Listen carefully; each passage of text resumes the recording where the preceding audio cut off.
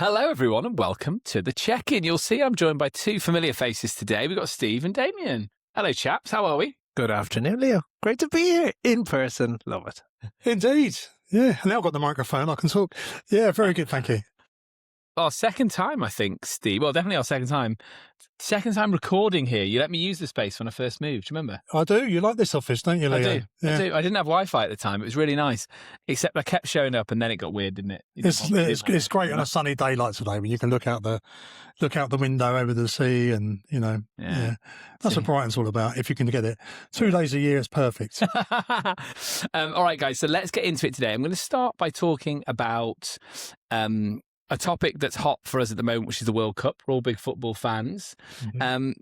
One thing I think it's fair to say is that short-term rentals provide really, really good accommodation options when you have events in your towns, in your cities, when things are stretched. And by the looks of things, talking about stuff that's going on and that's topical, it looks like New York's missing out because they've got really, really strict short-term rental rules. And as a consequence, they're not catching this World Cup boom, but the great state of New Jersey is taking all the bookings. Guys, what do we think? Is this an own goal from New York City? Sounds like it, doesn't it? Sounds very much like it. And it's one of those, be careful what you wish for. New York being really strict on the short-term rental market. And all of a sudden they have one of the, if not the biggest event in the world, certainly most internationally renowned. And, all of a sudden they haven't got the space to host everybody. So New Jersey's a winner. Yeah, it's really interesting, isn't it? Like, I feel like there's, especially with these once in a 4-year type of events, it's not like it's every single summer and you could say, well, I don't want it here every summer. Like Edinburgh Festival might be a good example. Some locals love it, some don't love it. But wow, something like this every 4 years seems like a loss. What do you think, Damien? So, look, the three of us massive football fans, and we perhaps know more than maybe your average person how much the World Cup means to your average football or soccer fan. Every 4 years, it's a huge gig, even if our team doesn't get there. We love it. We absolutely love it. Look, I guess the conversation about New York City and short-term rentals is a slightly different one. They have absolutely dropped the ball here, and there's been no significant change in affordable housing in New York since this ban was introduced. What was it, about 2 years or so ago? Might be even longer than that now. Maybe 2 or 3 years. And now, your average football fan who wants to go to see these games the stadium is in New Jersey. We have to recognize that. But how many people want to experience Manhattan as part of their trip? Imagine like families now, if they really only have the option to stay in New Jersey because short-term rentals are effectively banned, I think, unless you've got a host in the same property with you, which is, quite unlikely. So it's an own goal all round. It's a poor experience. And for all of those games, not being able to take in Manhattan as easily as you might want, it's disappointing, I think. Yeah. To me, it brings out the wider debate, though. Like, we as an industry, why are we allowing ourselves to always be on the table instead of, on the menu instead of at the table? It frustrates me. Like, surely there's something that could have been done to give people a limited period of time where they could have rented out. But we're just nowhere near these discussions with policymakers. It's so frustrating. It's super frustrating. I think, you think about the extra income we bring into all of our cities all around the world and towns all over the world. And the extra income revenue we bring into bars, hotels, obviously for use of their function facilities, to restaurants, amusement arcades, ice cream parlours. I mean, it's crazy to be missing out on that revenue. I certainly know in our case here in Brighton, our guests alone, just for a small property management company in Brighton, spent £10 million in the local economy last year. When you roll that up for 2,000 rentals in the city, that's £200 million for a small city of 300,000 people. And yet we're still on the bleeding edge of being considered a serious part of the tourist accommodation mix. Yeah, it's frustrating, especially given the fact that if you're in a short-term rental, you're much more likely to go and eat your dinners out and about in a restaurant and not in said hotel. Let's move to a topic that we got onto last time quite heavily, which is Airbnb. Now, I would like to hear what your current experiences are, Steve, with Airbnb. But before we do, I read a piece in the news about how they are bringing in airport transfers, general, like in the US, bringing in transfers and just general, you can book cars.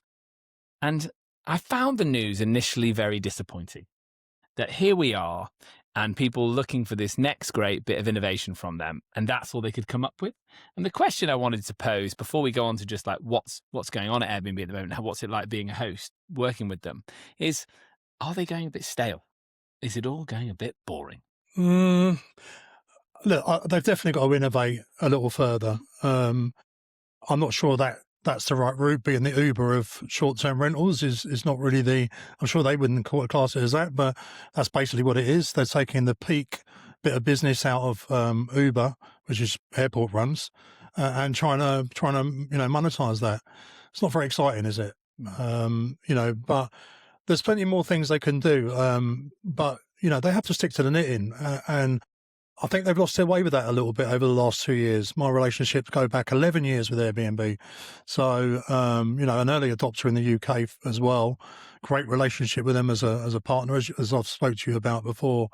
And the last couple of years, that's definitely, that's been kicked into the grass a little bit. I'm hoping that comes back. My experience with Airbnb has been patchy over the last couple of years. We're lucky to have fantastic account manager at Airbnb. Unfortunately, on a lot of cases, his hands are tied when he's trying to get stuff resolved, So the jury's still out for me on Airbnb. We're going to talk about conferences soon, but they have been in touch and asked me to meet with them at the Short Stay Summit, some high-level managers from Airbnb to discuss how we can build these bridges again, and I'm glad they've done that. That's a positive step forward. If they're going to do anything about it, we'll see. Because every time I seem to run into a problem, it seems to be some anonymous department that deals with it, who has absolutely, they just don't seem to have a line manager to be able to reach out to and say this is wrong. As much as my guy's doing as best he can. I think there needs to be some thought process to their organisation as a whole. You say stick to the knitting. I love that phrase. So really, would your view, and don't let me put words in your mouth, would your view be as a property manager that they shouldn't be stretching into new verticals, but just essentially providing a good service to hosts and guests? Look, we've all done it. Leo, you've got a business. I've got a business. Damian's got a business. We've all gone down a pathway that's led to a dead end or causes problems. When we first went into it, we were doing it with complete enthusiasm, and we got to the halfway down the road and realised, actually, this is going to cost me a lot more money than I thought, and actually, it's not going to give me the return I thought. And while I'm doing that, I'm taking my eye off the ball and not looking after, for me, number one, our guests and owners. Because I was too busy running down the road of another technological step because I love my technology. So, I think we've all been there. I've certainly learned from it. I know Damian, we're really good friends, and I know he's learned from that experience. I hope that Airbnb maybe do the same, get back to what they're really good at, which is, putting people in properties, giving them unique experiences of properties all over the world, and and working with professional property managers like myself, and furthering that relationship. What do you think, Damian? Did you say the word dull? No, what was your word for this, Leo, when you were describing this move? Did I say boring? Did I say or something along those lines? I think it's a bit sad, because profit margins are so tight for property managers now. Airbnb clearly want to own the whole process from end to end, from the guest booking process, be it travel, be it any additional upsell that a property manager might be able to offer, like transfers, like in chefs, for example. All of these experiences where that guests might want to book, whereby they may have actually booked it with the property manager in the past. Property manager may have got a little kickback from a partner or something like that. Those opportunities are now really slim. And if Airbnb want to take over the whole process from start to finish, and cover all options, the just not only the property manager is going to lose out, but the local providers are going to lose out. So I just find the whole the ambition of Airbnb to try and just take over everything is a little bit sad. I can add a little bit to that. I mean, I think there's actually a missing point there. In that actually the experiences are going to change too. The experience has become much more corporate because those that are providing the experience, which in the past would have been absolutely, unique. A chef isn't just a chef. A chef comes with several layers of what makes them special because they make special things. A chef is an artist, effectively, but that chef is now effectively serving up, one step up from McDonald's. Because that's what Airbnb want them to achieve. Airbnb are not the experts in creative arts. They're just not. What they are good at is building systems and marketing. They're fantastic at marketing, building systems, really good at marketing, connecting with the guests and connecting them with a host that has a unique stay. I think when it works at its best, that's exactly what they do. And they can showcase an area's brilliance. And then it's up to that team on the ground to make that person want to come back. So, they can be so Airbnb can make Brighton feel like a great place to visit through its marketing, through its website. When they actually get there, I think it's hands off Airbnb, right? Let's let those local people run it and build it. Otherwise, the whole thing just becomes so much more generic, corporate, homogenizes, as you say. So yeah, I think sad is an interesting way of putting it, Damien. Yeah, and corporate, I think that's how many of us want a giant San Francisco corporate company taking over every step of the guest booking journey? I certainly don't. And this isn't an anti-OTA sentiment at all. It's really just about looking after the property managers or hosts and the whole ecosystem around that. And for me, that shouldn't be taken over because it's hard enough for property managers, to not necessarily have the guest data and be able to communicate effectively and transparently with a host. If the whole procedure has been lost, and you only have that certain percentage of profit upon the booking, and you can't make anything else, it's sad. Yeah, and all it does is limit the guest experience, right? Dramatically, dramatically. It's limiting the guest experience. And this isn't 1988 where you go on an organised tour and you get on a coach and they take you around 5 or 6 different, great places to see. And then you go to a bar and have a beer and have a meal. This isn't that time. That's not what guests want. Guests are choosing our market because they're looking for that different experience than they would normally have. They want to live like a local. One of Airbnb's old, very good marketing was, experience it like a local. And it was, I think property managers, individual hosts bought into that. This makes sense. We can help with that. We'll give them a unique experience. Unfortunately, that's been taken away by, well, first of all, the margins are not there to be able to do it. And actually, you have to work Airbnb's way or no way. It was the highway. Which for an experienced property manager like me is like putting fire, is setting fire to what we do. Leo, already, we build systems. We are very professional in our outlook, but guests do get a unique experience. If they stay with My Getaways, they will come back to stay with My Getaways. They're used to staying with us. They know what we do. We've created our own mini brand, if you like. And I call it a mini brand because all our properties are different. We don't have 200 apartments in the same building. We have individual apartments, individual houses, some with parking, some without, some with gardens, some with not gardens, some with sea views, some with not sea views in the city centre. People get the option to choose where they want to go. But I think, people want that with experiences. They want a different flavour. Yeah, I agree. I think you're right, you can't have both. Airbnb shouldn't be greedy in that respect. It's like if you want to bring unique inventory to the platform and not just serviced apartments. This is not a whole serviced apartment website.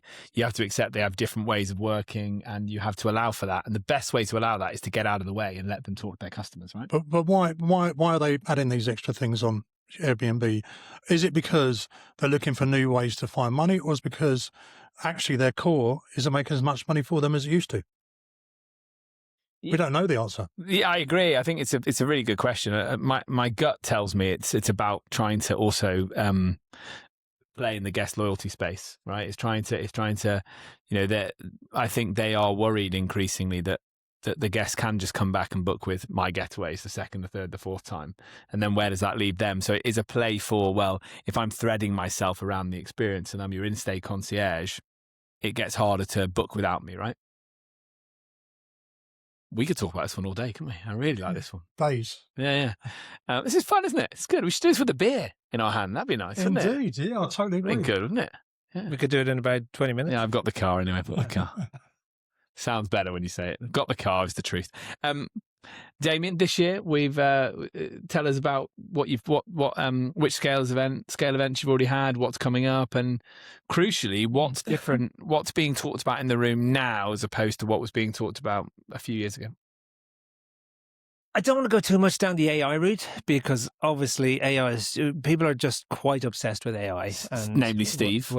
Steve is right. Actually, we're looking at some screens here that are using Claude and the likes.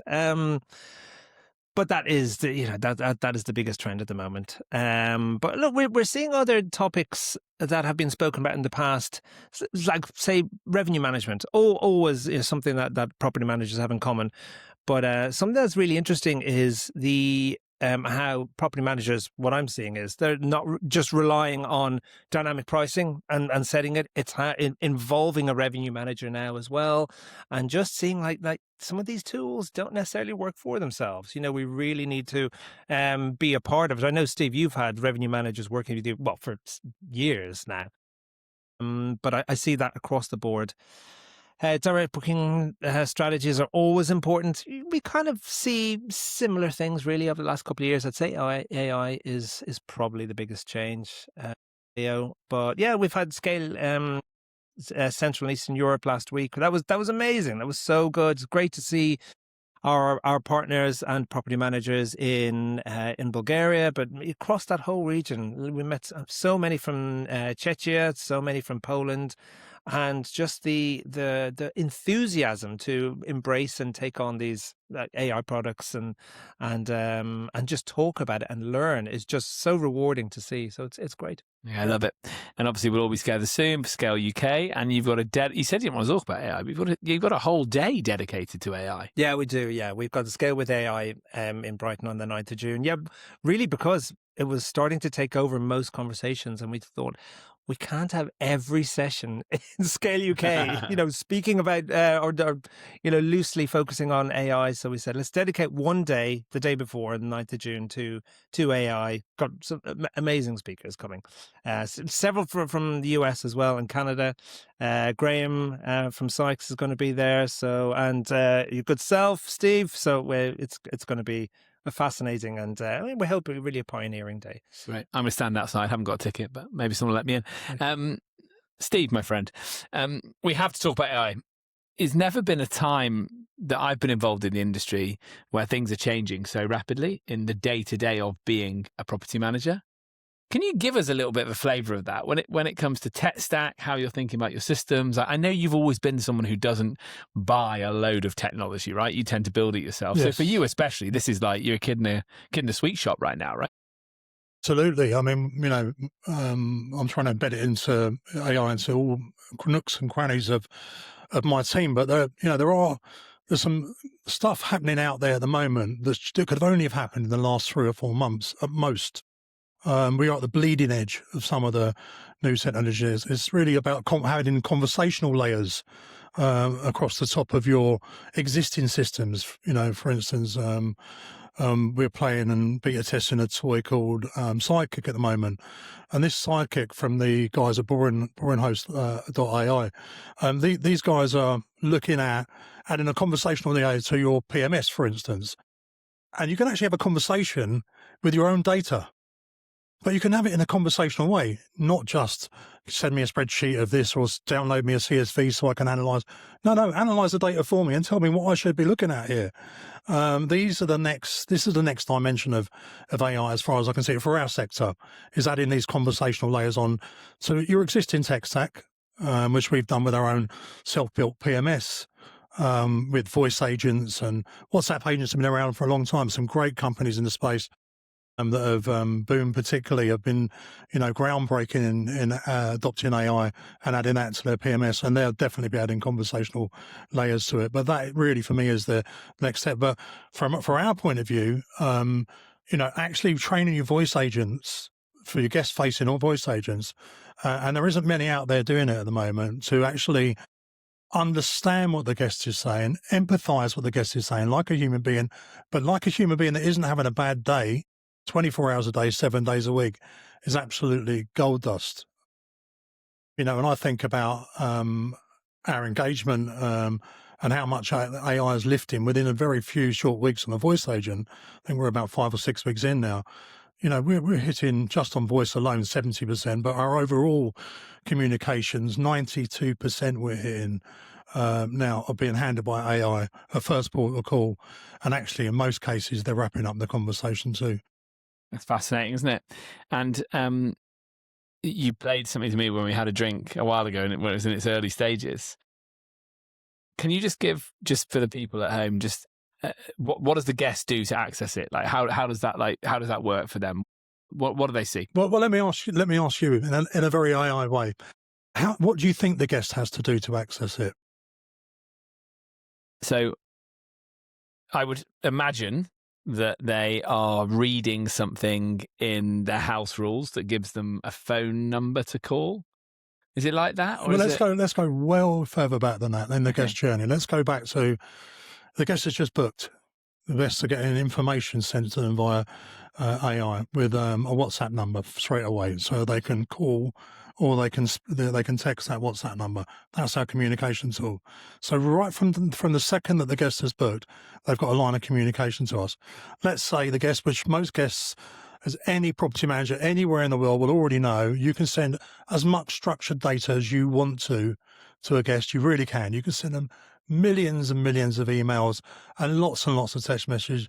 If they read one or two, you're very lucky. Guests don't communicate in that way anymore. They buy with their eyes instead of buying with their photos, and they want to talk either with their mouth or they want to talk via communication tools they're used to, like WhatsApp, for instance. And absolutely number one, head and shoulders above the others. So if you give them a comfortable way to contact you, immediately they're not going to read anything you send them. They're going to use that comfortable way of having a conversation, and guests have already got that AI agent in the hand. In the most cases, actually, from our experience and seeing the conversation, in the main, guests do not realise they're talking to an AI agent, especially on WhatsApp, but even on voice. They're engaging in a conversation with them that is out of the realms of the stuff that I ever expected. But most importantly, the AI agent is responding in a way that kind of blows me away at times. So conversational. It's fantastic, isn't it? That makes a lot of sense. So you're meeting them on a tool they're already using, and that's how you start the whole process. And that allows them to go to phone that. So the voice agent or the chatbot is all within WhatsApp. All the same number. There's actually the text is in WhatsApp. As far as they're concerned, they're calling one number. They're calling or texting one number, either on WhatsApp, or they can call that number. They can call a normal landline if they want to. That number would still, if you give them the booking reference, would still recognise that they are. If they call from their mobile phone, it doesn't matter how they communicate with them. As long as it's coming from that mobile phone, the voice agent or WhatsApp agent will recognise that person immediately, greet them, say, hi, what can I do to help you today? I need to know the Wi-Fi code. Yeah, no problem. Do you want me to text it to you or WhatsApp it to you, or do you want me to read it to you over the phone? It's that simple. Yeah, I love it. It's great. Damian? If I can just come in there from a guest perspective, both of you travel a lot and stay in many places throughout the year. I'm a real planner. When I go somewhere, I'm a planner. I want to know exactly where the place is. How do I get there from the airport, or the nearest restaurants, or whatever. There is this tendency, especially on Airbnb properties, to only give you the important information within 24 hours of your stay. That, to me, it drives me mad, because I want to know where everything is, especially if you're coming in late. and include hotels in this as well.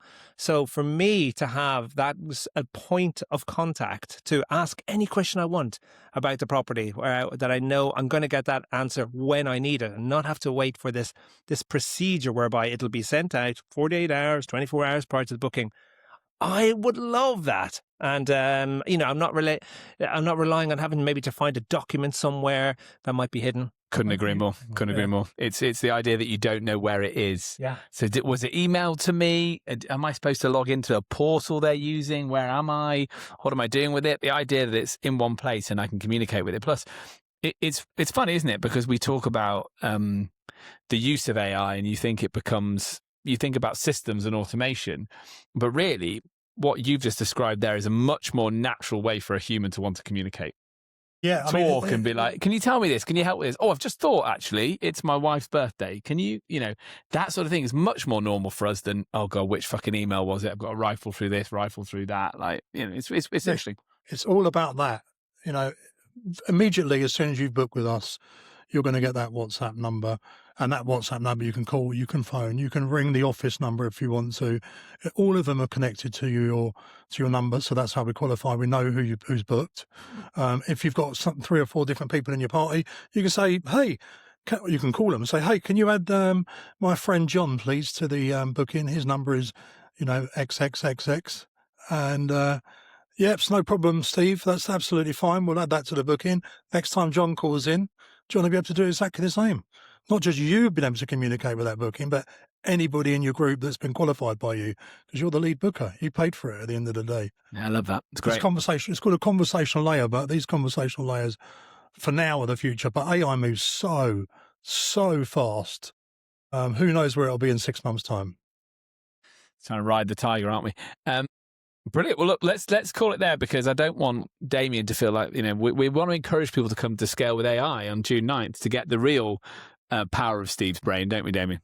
Oh. So, yeah, Steve will be speaking. He's got a session, kind of talking a little bit about this, but also just about automation and how you can do yourself a massive favor by implementing AI. But as we have many people speaking. So, yes, we invite everybody to come and have what we think is going to be a really groundbreaking day and a really exciting day as well. Because I see many people on LinkedIn, for example, just talking about AI solidly, like non-stop all day. At a different level to 99.9% of everyone else, which is a really kind of daunting experience to see this. And you think, oh my God, I should be involved in this, but I don't have the time. I'm busy, cleaning toilets, or I'm busy doing shit. But we want to kind of bring that one step back and just see, look, this is how we can do this from the beginning, and learn about why you should do it. But also do it in your own time. We all have somebody from HostRate last week was explaining this. We all have our own different educational journey or something like that. But to the point that we're all different. We all work differently. And what is necessary for one huge company or one person is totally different to the next. So it's, about learning what's important for you and how you can implement it to suit you. Can't wait. And I really do like talking to you about it, Steve, because what you do is you provide practical use for the technology. So often you go online and it's just people are bragging. I've got 1,000 agents doing all of these things for me. And it just seems very like, almost you question like, well, why? What are you achieving? What's the output here? And your focus is always on, you've just got yourself into the mindset of the guest and gone, what does my guest need to feel like they're having a great experience? Okay, they want to use their phone. Great, let's start there. They want to use WhatsApp. They want to use natural language. And that's how you've built it. And that's what we as hospitality professionals need to be focused on. Not like, oh, look at all the agents I've got, or look at how I'm doing it. Because otherwise it's just you're just bragging on LinkedIn, right?